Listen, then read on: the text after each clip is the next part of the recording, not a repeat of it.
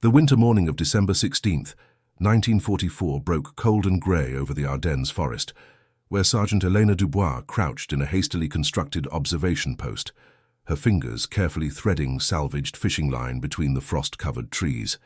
The temperature hovered just below freezing, and her breath created small clouds that dissipated quickly in the still air. The 28-year-old sharpshooter from Louisiana, serving with the French resistance alongside American forces, had spent 3 hours setting up what her commanding officer had called the most unorthodox defensive measure he had ever witnessed. Her hands were numb despite the wool gloves she wore, and her knees ached from crawling through the underbrush. But she worked with the patient precision of someone who understood that every detail mattered, that every strand of line had to be positioned exactly right for the system to function as she had envisioned. Little did anyone realize that this simple innovation, born from childhood memories of her grandfather's catfish traps along the Mississippi Bayou, would lead to one of the most unusual captures of the entire conflict and challenge every assumption about conventional military tactics. The fishing line she used had been salvaged from a bombed-out sporting goods store 3 villages back, spools of clear monofilament that had survived the destruction that claimed everything else in the building. The tin cans came from field rations, carefully cleaned and filled with pebbles, bits of metal, and anything else that would create noise when disturbed. Before we dive into this story, make sure to subscribe to the channel and tell me in the comments where you're watching from. It really helps support the channel.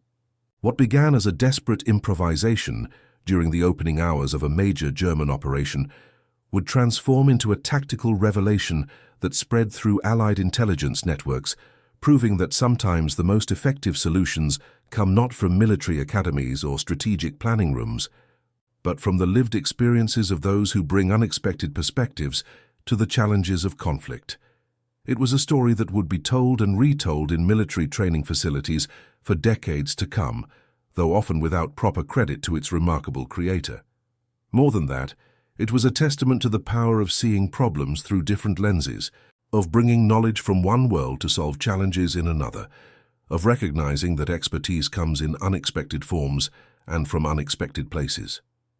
Elena had arrived in Europe through a path that few could have predicted, a journey that took her from the segregated neighborhoods of New Orleans through the complicated networks of wartime service and into the forests of Belgium, where she now found herself facing challenges she could never have imagined as a child. Born in New Orleans in 1916 to a Creole mother named Josephine, who worked as a seamstress, and a father named Thomas, who worked the docks loading and unloading cargo ships, she had grown up in a world where survival meant creativity and resourcefulness, where making do with what you had was not just practical but necessary. Her grandfather, Antoine Dubois, a former fisherman who had spent 40 years working the waters of the Mississippi Delta, had been the most important influence in her early life.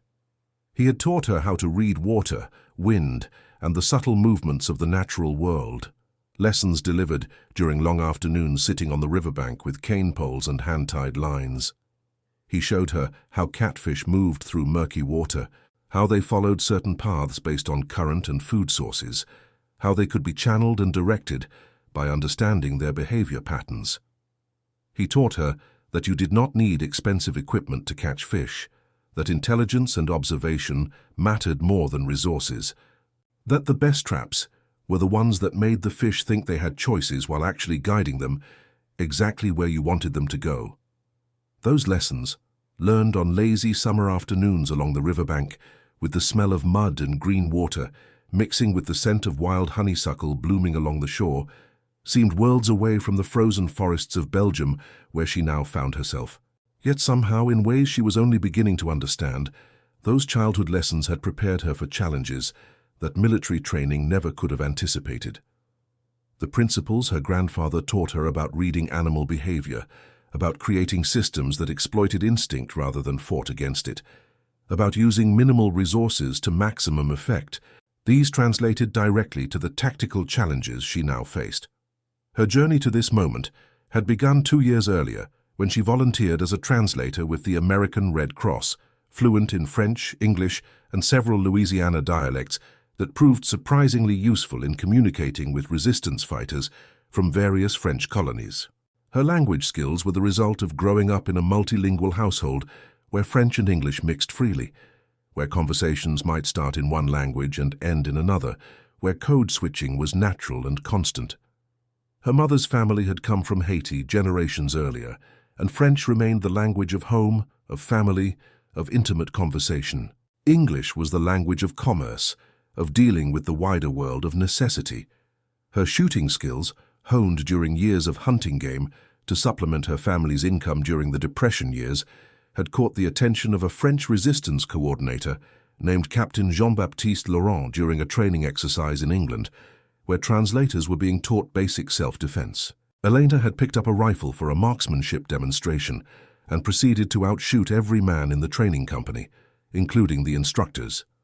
Her accuracy was not just good, it was exceptional, the result of years of hunting small game where every shot had to count because ammunition was expensive, and wasted shots meant no food on the table. Laurent, a veteran of campaigns in North Africa, who had been wounded twice and decorated 3 times for valor, recognized immediately that Elena possessed skills that could be valuable in ways that went beyond translation.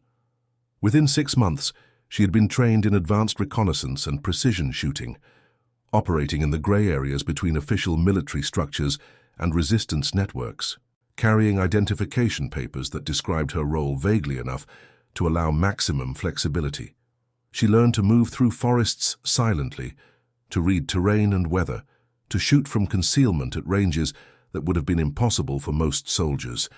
She learned the tradecraft of resistance operations, the careful balance between audacity and caution, the patience required for operations where timing might be everything. Now, as the first light of dawn filtered through the dense evergreen canopy, casting long shadows across the frost-covered ground, Eleanor surveyed her creation with a mixture of pride and anxiety. She had strung over 400 meters of nearly invisible fishing line in an intricate web between the trees. Each line connected to a series of tin cans filled with pebbles and pieces of scrap metal. The system was simple in concept, but sophisticated in execution, elegant in its economy of resources and complexity in its psychological design. Each line had been positioned at a specific height and angle, calculated to catch boots, equipment, or bodies moving through the forest at different speeds and levels of caution. The cans were distributed according to a pattern that looked random, but was actually carefully choreographed, designed to create maximum confusion and minimum escape routes. More importantly, the system created a detection network that could alert her to movement across a wide area without requiring the usual complement of soldiers to maintain a proper defensive perimeter. In an era when defensive positions typically required dozens of men maintaining constant vigilance, often in miserable conditions that wore down alertness and effectiveness, Eleanor's system offered something revolutionary: automated detection that never got tired, never lost focus, and covered ground that would have required a full platoon to monitor effectively. Lieutenant James Morrison, her American liaison officer, had been skeptical when she first proposed the idea 2 days earlier. He was a West Point graduate, 24 years old, fresh from stateside training, and still adjusting to the realities of frontline improvisation, where textbook solutions often proved inadequate or impossible. He came from a military family in Virginia, his father a colonel, his grandfather a general, and he carried with him the weight of expectations and traditional military thinking.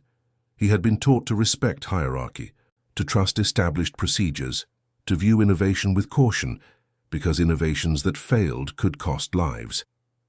Yet he had also been taught to listen to his non-commissioned officers, to recognize that rank and wisdom did not always align, and to understand that the best officers were those who created conditions for their people to excel, rather than those who insisted on their own ideas, regardless of circumstances.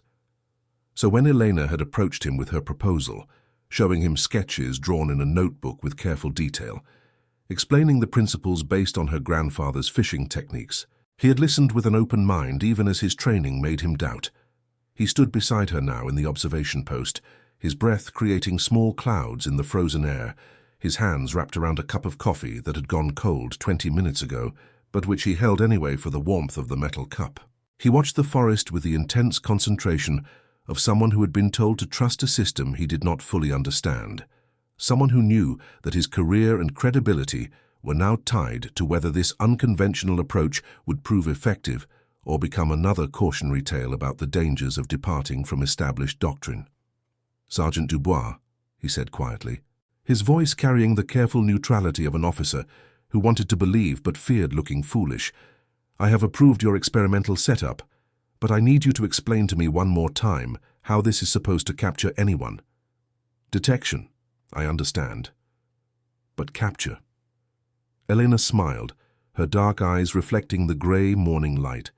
She had faced this kind of polite doubt before, the unspoken question of whether someone with her background could really contribute tactical innovations. She had learned to let results speak louder than arguments. "Lieutenant," she replied, keeping her voice low, "back home, we did not just catch fish. We caught them in ways that made them think they had a way out, but every move they made got them more tangled. What I have set up is not a simple alarm system. Watch the pattern of the lines." She pointed to the web of fishing line, now barely visible in the growing light. "The outer lines are your detection, yes, but notice how they are arranged. Anyone moving through that forest will trigger the first line, hear the noise, and instinctively move away from the sound. But the way I have positioned the secondary and tertiary lines, every direction they turn will trigger more alarms. They will become disoriented, confused about which direction is safe." Morrison studied the setup with renewed interest. "You are creating a psychological maze." "More than that," Elena continued, warming to her explanation. "I have positioned the loudest cans at the points where their training will tell them to take cover. Behind that fallen log, see? Perfect cover position, and it has the 3 loudest alarm cans positioned around it. When they dive for cover, they will trap themselves in a triangle of noise. And while they are there trying to figure out if they have been detected, we will have them surrounded." The lieutenant nodded slowly. "And if they just push through? Then we track them by sound without ever exposing our positions. But, sir, I have counted on something else. These forests, this operation they are launching, the soldiers coming through here are going to be tired, cold, and operating under strict noise discipline orders. The last thing they want is to announce their presence. When those cans start rattling, their instinct will not be to push forward. It will be to freeze, to figure out what they triggered, to salvage their stealth approach. That hesitation is what gives us the advantage."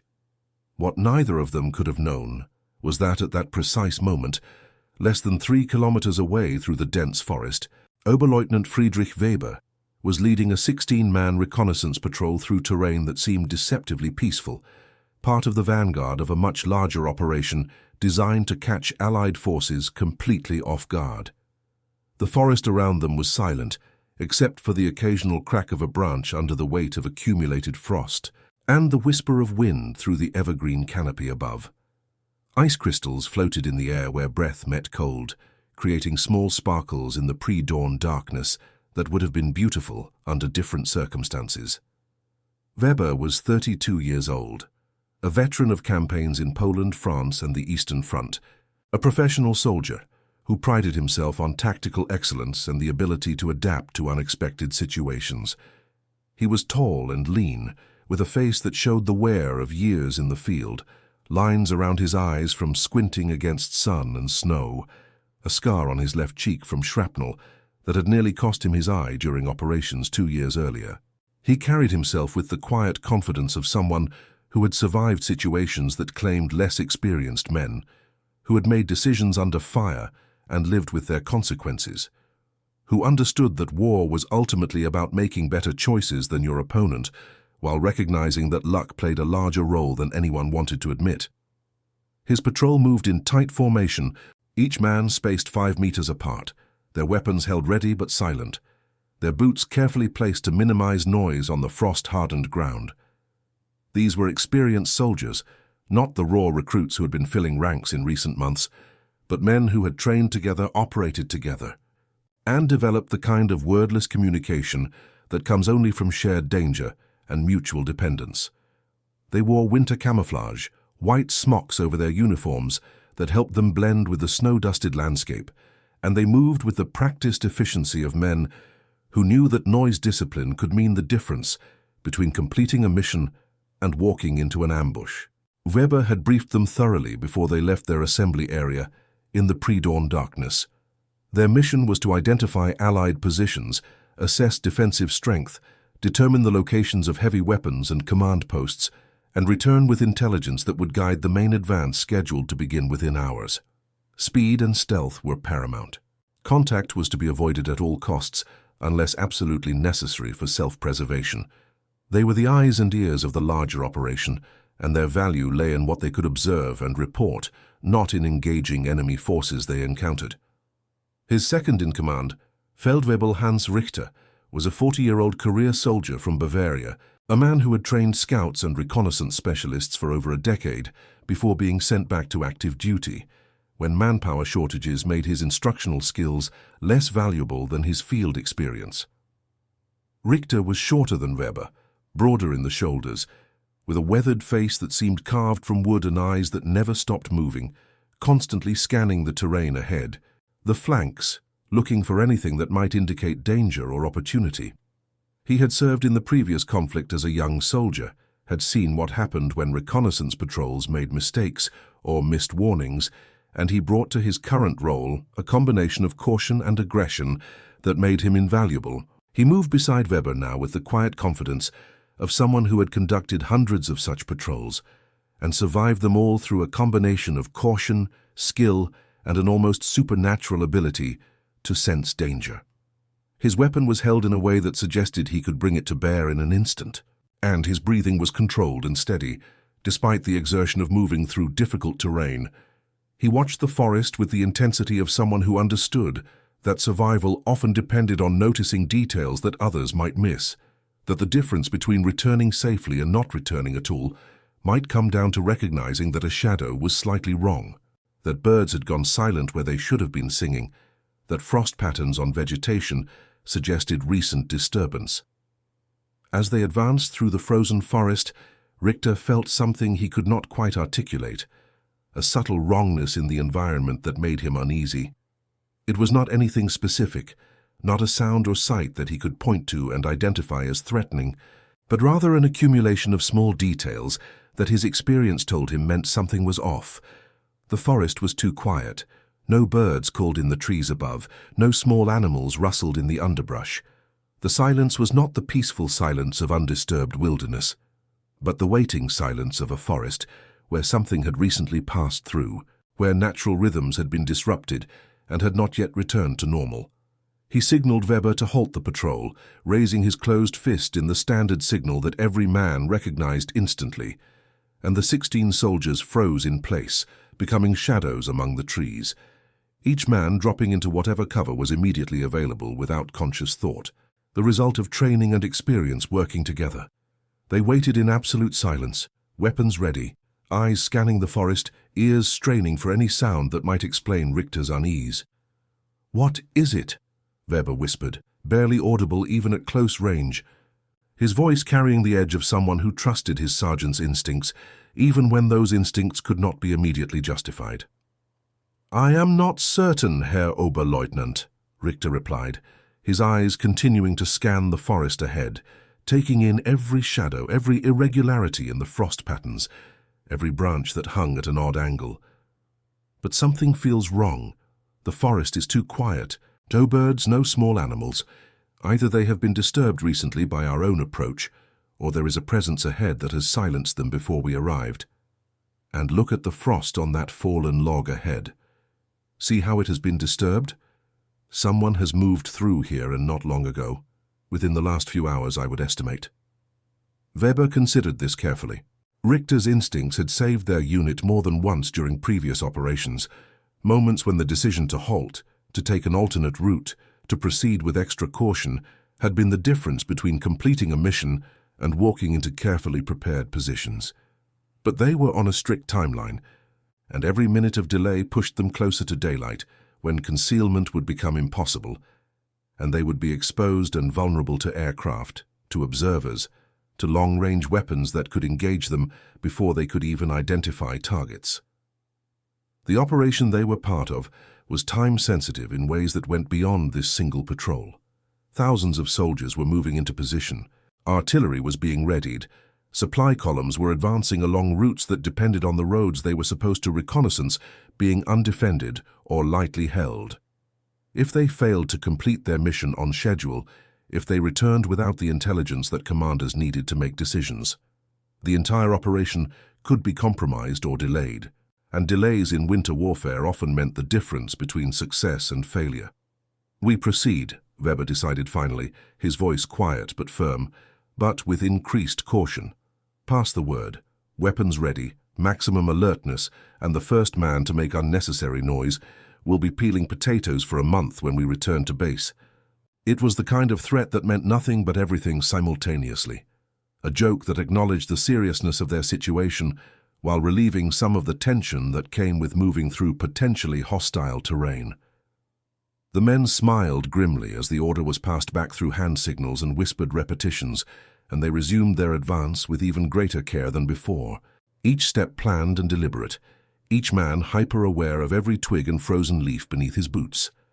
The patrol resumed its advance, moving even more carefully now, each man hyper-aware of every twig and frozen leaf beneath his boots, of every branch that might snap under accidental contact, of every piece of equipment that might rattle or scrape. They crossed into the area where Elena had set up her fishing line network at exactly 0732 hours, 16 minutes before sunrise would break fully over the treetops and transform the grey pre-dawn into full daylight that would expose them to observation from any elevated position within kilometers. Private Klaus Zimmermann, the 19-year-old point man who had the dangerous honor of being first in the formation, was the first to trigger the system. Zimmermann was from a small village in Saxony, the son of a carpenter, a young man who had been drafted 18 months earlier and had shown enough aptitude for fieldcraft that he had been selected for reconnaissance training. He was nervous but competent, aware that being point man meant being the most exposed and most likely to encounter any problems first, but also proud that his superiors trusted him with this crucial responsibility. His left boot caught a nearly invisible strand of fishing line stretched ankle-high between two trees, and suddenly the morning silence exploded with the sound of rattling metal. It was not loud in any objective sense, perhaps equivalent to someone shaking a can of coins, but in the profound quiet of the winter forest, where every man had been moving in near total silence for the past hour, it sounded like an artillery barrage. The noise seemed to come from everywhere and nowhere simultaneously, echoing off the trees, making it impossible to determine exactly where the source was located. Zimmermann froze instantly, his heart hammering against his ribs so hard he thought it might be audible, his mind racing through possibilities with the rapid-fire panic of someone who had just made a potentially fatal mistake.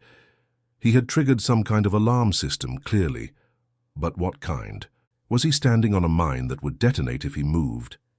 Had he tripped a flare that would illuminate their position for enemy weapons? Why was there only sound and no explosion, no flash, no follow-up? The questions tumbled through his mind in the space of seconds, and he stood absolutely motionless, afraid that any movement might trigger something worse.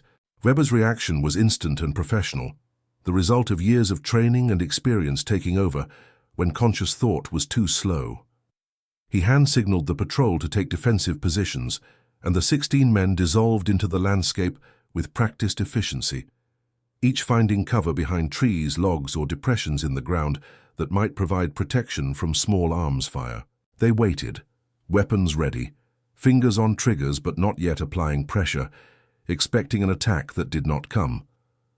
The forest returned to silence after the initial rattle faded, but it was a different silence now, tense and expectant rather than peaceful.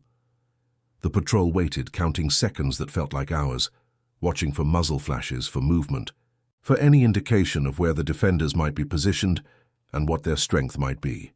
2 minutes passed with excruciating slowness, each man's breathing carefully controlled to remain silent, each set of eyes scanning a different sector of the forest, each mind running through tactical possibilities and calculating odds of survival if contact was made. Some kind of improvised alarm system, clearly.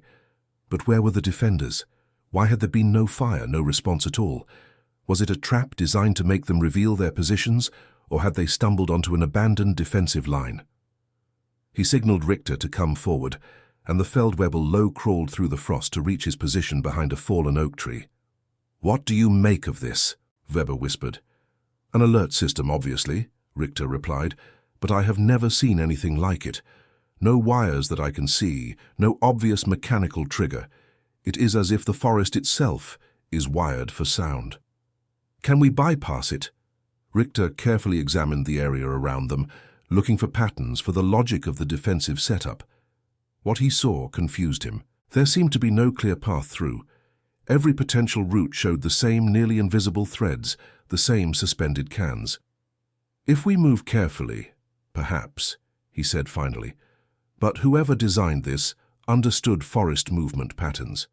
Every logical path has been covered." Weber made a decision. "We push through slowly, carefully, but we push through. Our mission is too important to be stopped by noisemakers. The defenders know we are here anyway. Speed is now our advantage. Signal the men to advance in pairs, clearing obstacles as they go." It was exactly the wrong decision, but Weber had no way of knowing that.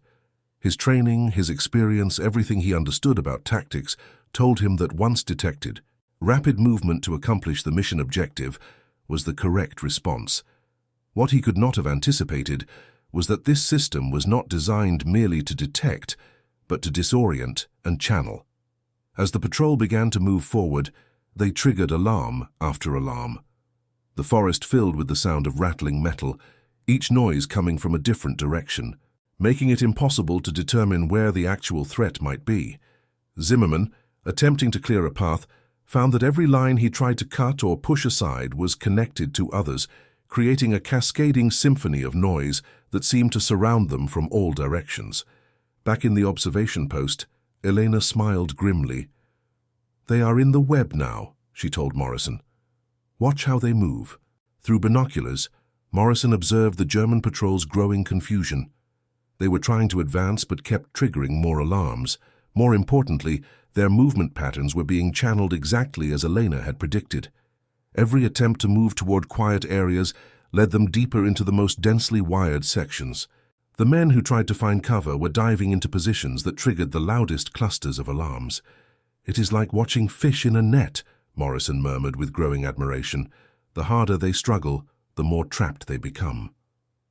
Eleanor had already signaled her team, a mixed group of 8 French resistance fighters and 4 American soldiers, who had been positioned in a wide arc around the wired area. They moved forward now, not with weapons raised aggressively, but with the calm confidence of fishermen approaching a successful catch. For Weber and his patrol, the situation had gone from confusing to nightmarish.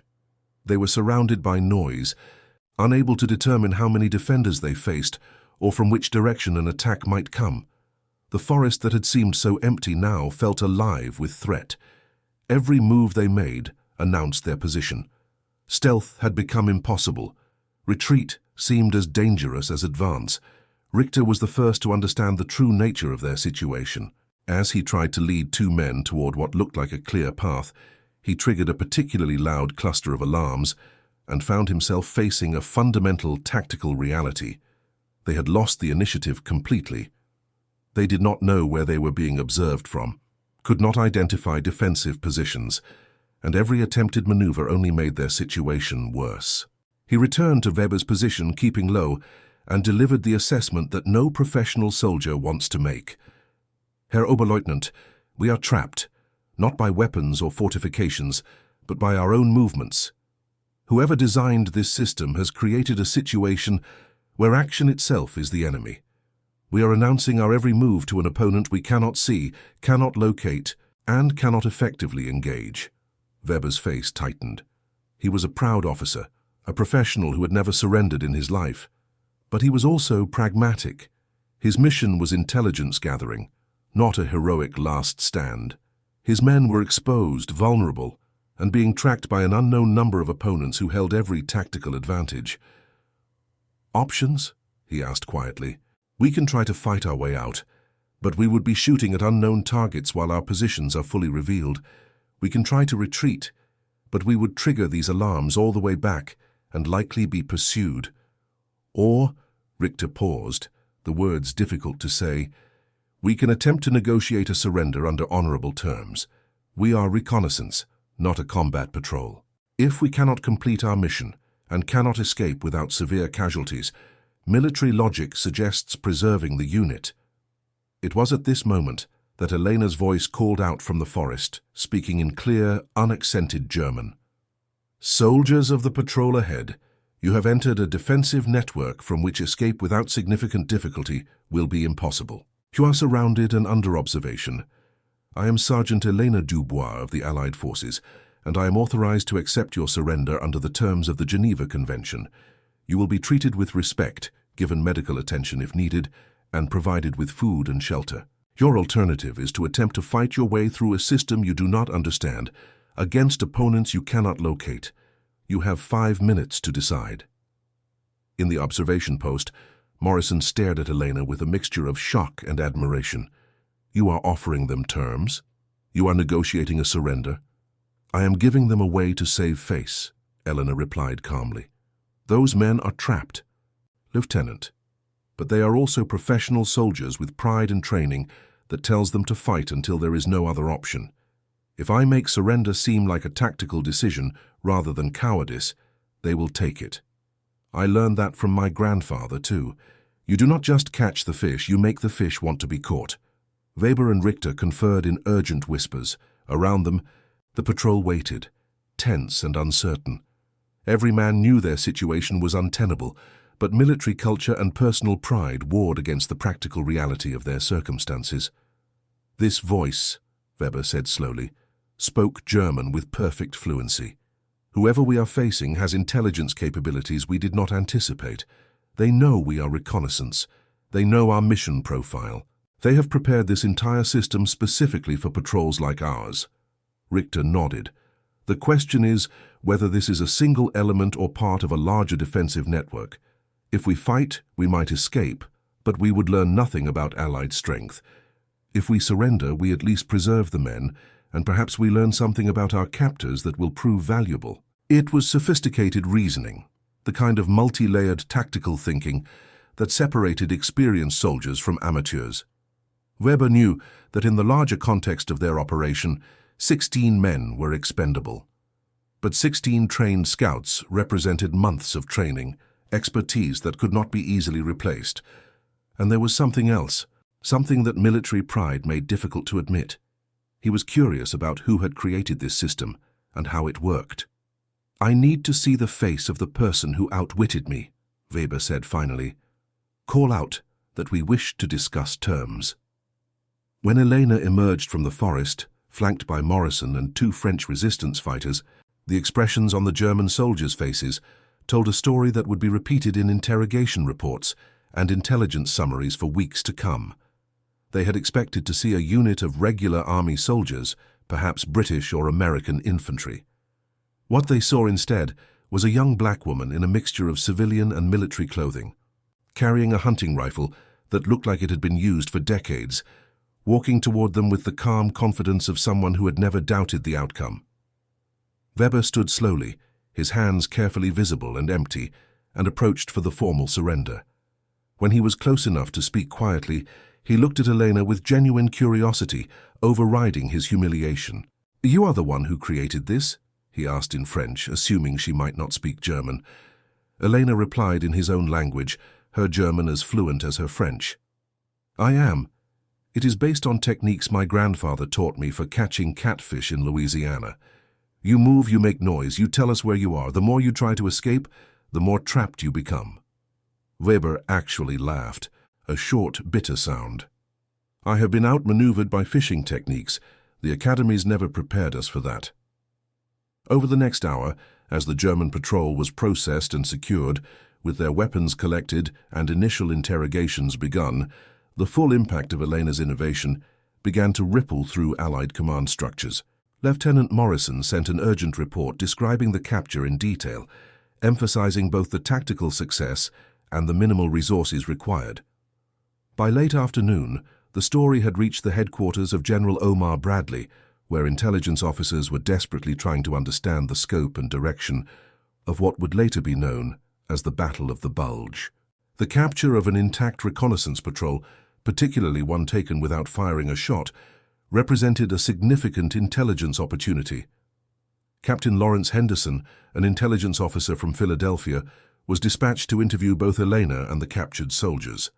At 36 years old, Henderson had been a criminal investigator before the conflict, and he brought that analytical mindset to military intelligence. He arrived at the field headquarters as darkness fell, carrying notebooks and a portable recording device, determined to understand every aspect of the tactical innovation he had read about in Morrison's report. His interview with Eleanor lasted 3 hours and revealed layers of tactical thinking that impressed even experienced officers. She explained how she had studied the forest terrain for 2 days before selecting the optimal locations for her fishing line network. She detailed how she had calculated probable approach routes based on the topography and vegetation patterns. She described how the can placement was designed not randomly, but according to principles of acoustic psychology, creating maximum disorientation with minimal actual noise. The key, she explained to Henderson, was understanding that soldiers are trained to respond to threats in specific ways. They seek cover when exposed, they move away from noise, they prefer high ground and concealment. Once you know those patterns, you can design a system that turns their training against them. Every correct tactical decision they made actually made their situation worse. Henderson's interrogation of Oberleutnant Weber provided the other side of the story, and it was here that the historical significance of the event began to emerge.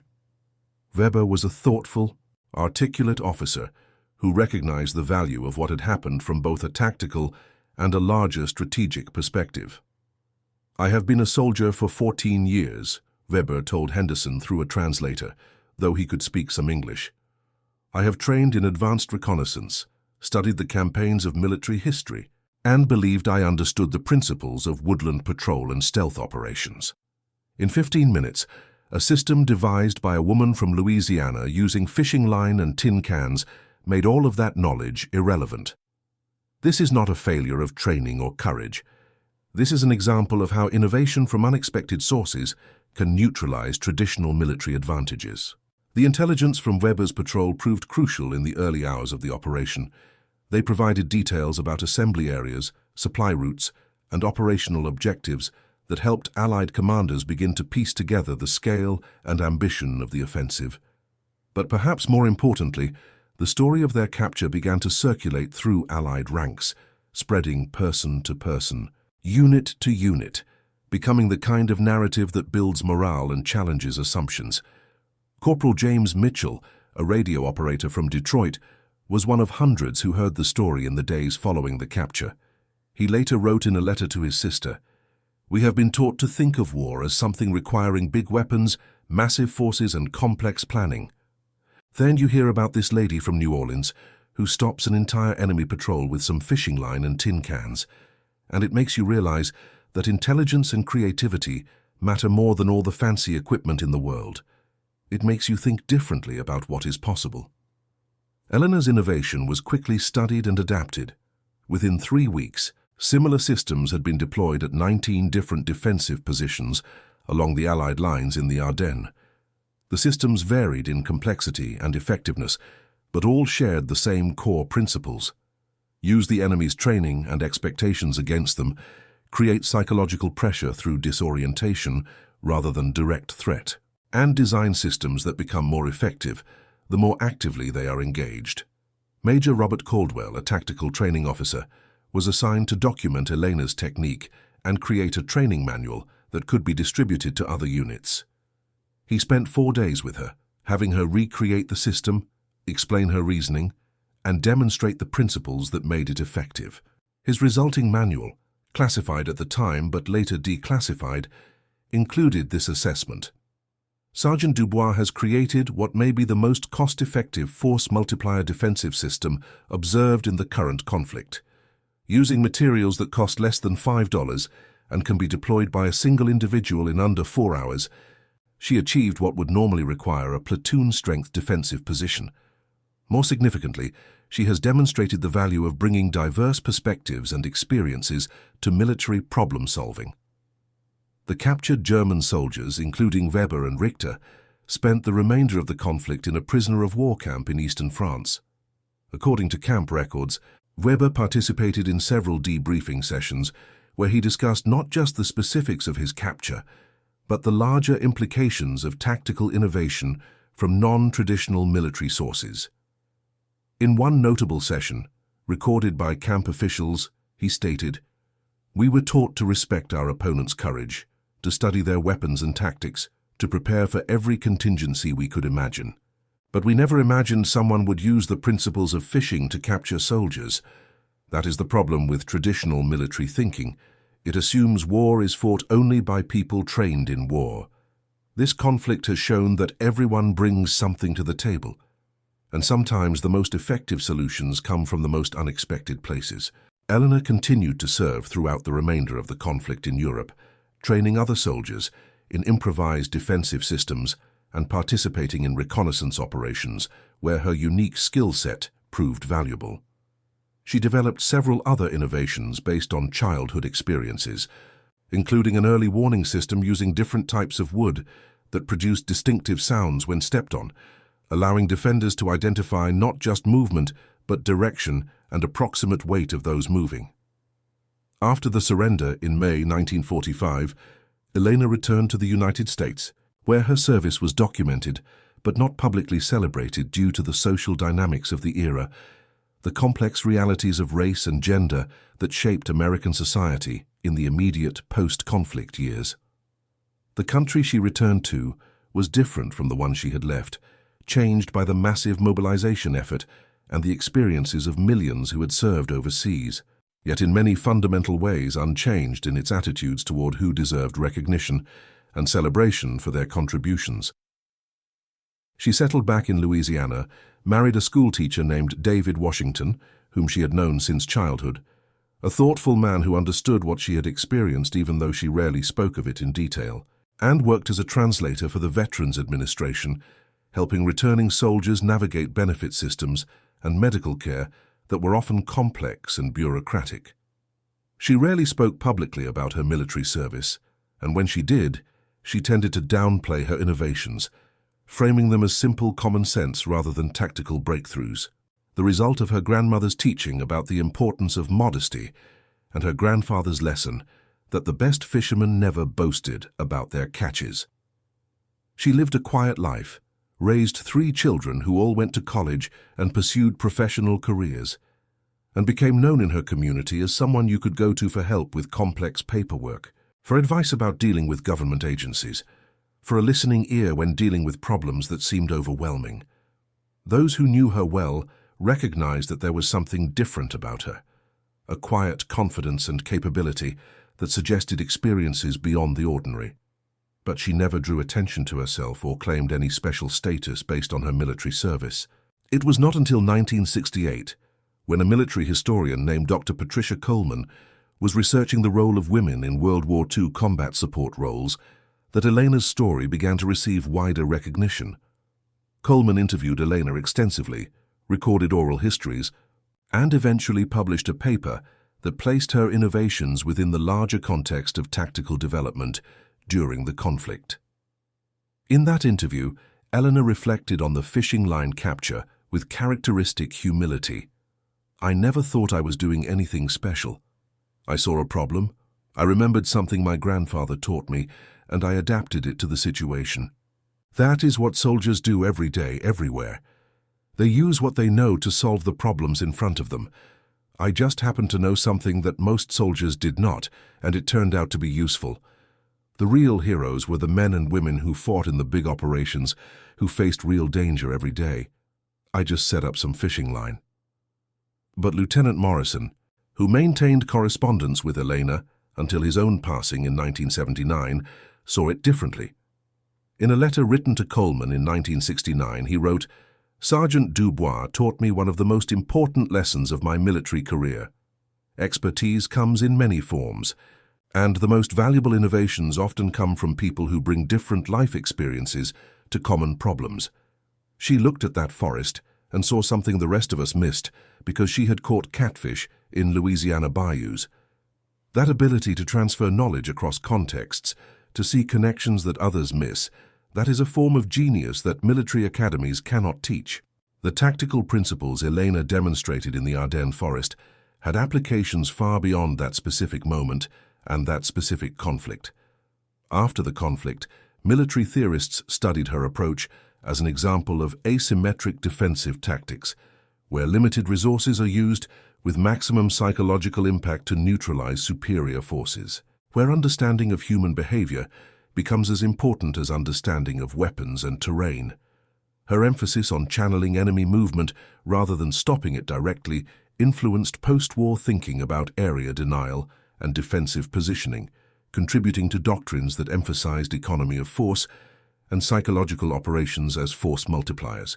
In military academies and staff colleges around the world, instructors began teaching case studies that, while often not attributing them directly to Elena due to the classified nature of some operational reports, incorporated the principles she had demonstrated. Students learned to think about defensive systems not just as physical barriers, but as psychological pressures, not just as ways to stop enemy movement, but as ways to channel it into kill zones or capture areas. They learned to consider how enemy training and doctrine could be exploited, how soldiers who followed their training perfectly could be made more vulnerable than soldiers who improvised, how systems that appeared simple could achieve effects that complex systems might miss. The fishing line technique itself was studied and adapted for various contexts. Special operations forces experimented with similar approaches for perimeter security in denied areas where traditional defensive measures were impossible or would reveal their presence. Border security units adapted the principles for detection systems in remote areas where manpower was limited. Even civilian law enforcement agencies, in the decades following the conflict, incorporated similar concepts into training for managing large crowds or securing areas during major events, recognizing that channeling movement was often more effective than trying to block it entirely. In 1982, Elena was invited to speak at a military symposium on tactical innovation held at the Army War College in Pennsylvania, one of the few public recognitions of her service during her lifetime. The invitation came through the efforts of several historians and former intelligence officers who had discovered her story while researching overlooked contributions to the conflict. She was 76 years old then, still sharp and articulate despite her age, her mind as clear as it had been during those cold December mornings in the Ardennes forest nearly 4 decades earlier. She walked with a slight limp, the result of arthritis rather than any injury from her service, and she spoke with the measured cadence of someone who had learned the value of choosing words carefully. She used the platform to emphasize something she felt was often overlooked in discussions of military history, a point she believed was more important than any specific tactical innovation or technical achievement. The audience included active duty officers from all services, historians, researchers, and several veterans who remembered the Ardennes campaign personally, some of whom had heard stories about the fishing line capture over the years without knowing the identity of the woman who had designed the system. "When people talk about that day in the forest," she said to an audience of officers and historians, "they focus on the fishing line and the tin cans, on the mechanics of what I built. But that is not really what mattered. What mattered was that someone was willing to listen to an idea from an unexpected source. Lieutenant Morrison could have dismissed my proposal. He was a trained officer. I was a translator who had been given some weapons training. But he listened, he considered, and he gave me the authority to try something unconventional. That is the real innovation. Not the fishing line, but the willingness to recognize that good ideas come from everywhere and everyone." Elena passed away in 1994 at the age of 78, surrounded by family in the same house where she had grown up. Her funeral was attended by over 300 people, including several veterans of the Ardennes campaign, military historians, and former resistance fighters who had served alongside her. Among them was a white-haired man in his 80s who had traveled from Germany specifically to pay his respects, Friedrich Weber. Weber had returned to Germany after the conflict, completed university studies in engineering, and spent his career designing industrial safety systems. He had maintained sporadic correspondence with Elena over the decades, a relationship that began with a letter he sent to her in 1952, 7 years after the war ended. In that letter he had written, I have thought many times about the morning your fishing lines captured my patrol. At first, I felt only humiliation at being outmaneuvered so completely, but as years have passed, I have come to see that encounter as one of the most educational experiences of my life. You taught me that assumptions are the enemy of understanding, that innovation comes from unexpected places, and that respecting your opponent means being willing to learn from them. I work now in safety engineering, designing systems to prevent industrial accidents, and I find myself drawing constantly on the principles you demonstrated. Channel behavior, rather than confront it directly, use psychology as much as physics, and design systems that become more effective the more they are engaged. In a strange way, those fishing lines changed the entire trajectory of my life. At Elena's funeral, Weber spoke briefly, his English now fluent after decades of international work. The woman we honor today captured me, and 15 others without firing a shot, using equipment that cost less than 1 week's military rations. But her real capture was of our imaginations. She showed us that war, like everything in life, is ultimately about solving problems creatively.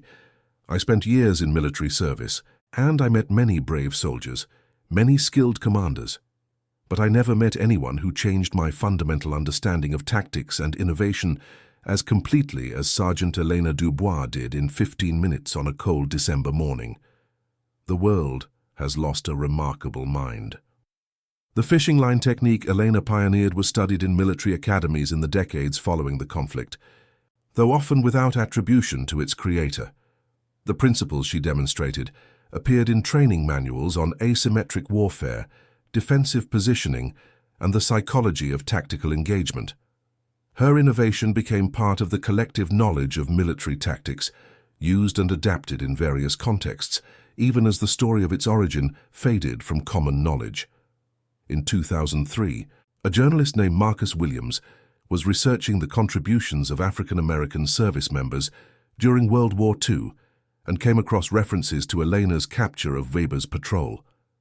Intrigued, he spent 2 years tracking down records, interviewing surviving witnesses, and piecing together the full story. His resulting article, published in a military history journal, brought renewed attention to Elena's innovations and sparked interest in documenting other overlooked contributions from non-traditional military figures. The article included this passage: "In a conflict often remembered for massive battles, industrial production, and the clash of ideologies, it is easy to overlook moments like Elena Dubois' fishing line capture. But these moments reveal something essential about how conflicts are actually won, not just through force and resources, but through innovation, creativity, and the willingness to see problems from new perspectives." Dubois looked at a defensive challenge and saw a catfish trap. That cognitive flexibility, that ability to transfer knowledge across contexts, represents a form of military genius that deserves recognition alongside more conventional achievements. Today, in military training facilities around the world, instructors teaching asymmetric tactics and improvised defensive systems sometimes reference the Dubois technique.